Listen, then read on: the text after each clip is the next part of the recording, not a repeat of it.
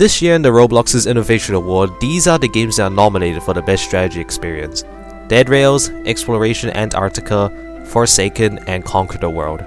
Now, this video isn't to argue why Roblox chose non-strategy games for this category, but I still feel like Rise of Nations was robbed once again from this title. It's giving me 2024 PTSD. Anyways, with people arguing why any of the free games are actually strategy games, I decided to wonder what strategy problems Rise of Nations currently have in its game. Well, there's a lot to talk about, and I currently don't have much time, so this is a quick overview of current problems I have in Rise of Nations and maybe other people's too. This is an introduction, so each section will become its own video detailing more about its problems and provide a more detailed constructive criticism. And finally, this isn't to hate Rise of Nations. I still love the game because I built my whole channel around it and I've been playing it since 2019. The updates are great, and it's definitely better to have than to have no updates at all. The combat between units is like watching a simulation. There is no real flaw of the individual battle plan except for sending in troops to wipe out the enemy.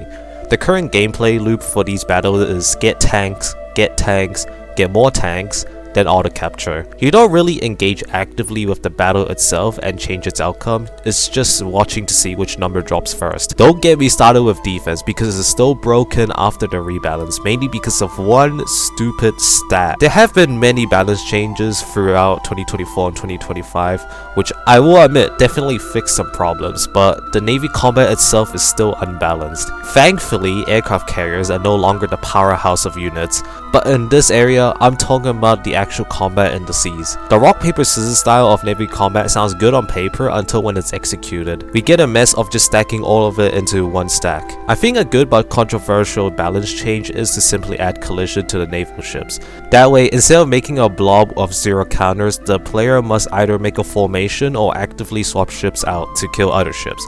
That way, it adds active strategy in the combat for ships. Meanwhile, for ground troops, remember how I said it was just about tanks? That also applies to infantry in the late game. So I suggest a quick band-aid fix to this problem of one unit just being objectively stronger is make it so when both tanks and infantry attack a unit, they get a bonus modifier to their attack. That way, it will encourage the use of both tanks and infantry.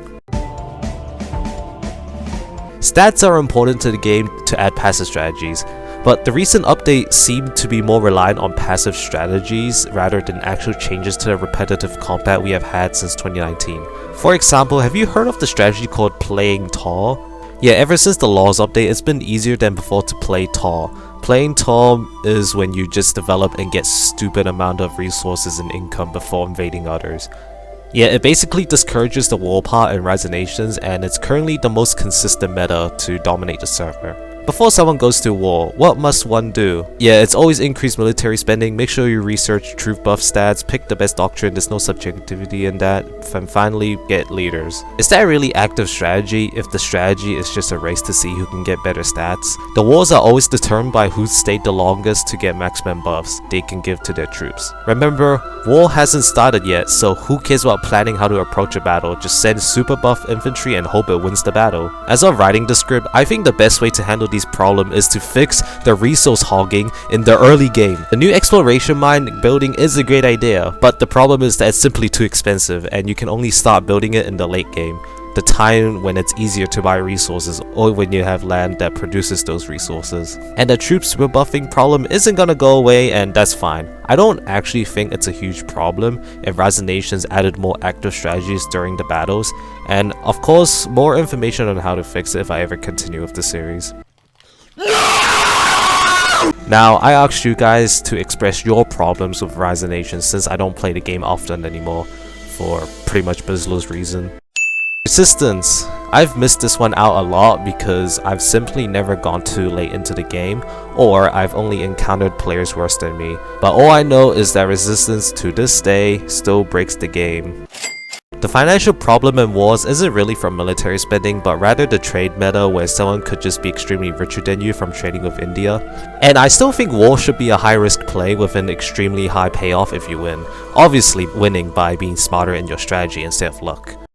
I've definitely made my hated update video a bit too early because Hyperan dropped a few updates that players hate, such as the technology revamp update again and the RNG country selection. The technology revamp definitely made the UI look nicer in my opinion, and the only time a UI change looked nice when it was revamped. And I understand where the people are coming from with not liking this update, but to be honest, it's just the previous one but slower. The RNG country on the other hand, I'm still not a huge fan of the bidding patch he made to it. The update when it first released, I didn't like it at first, but it felt like an update that we would just get used to and forget. Until he decided to somehow make it worse and add a bidding option to boost your odds. Hyperan, why?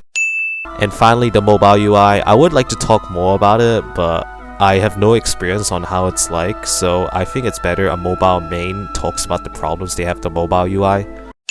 Okay, this video is probably longer than I expected, and I think I may have accidentally covered the things I want to say where an individual video won't be necessary, but at least I kept my promise and uploaded a Horizon Nations video. Well, time to actually upload the video because I finished it before I recorded this audio. So yeah, and I don't even think it will do well because of how niche the game is. Alright, goodbye.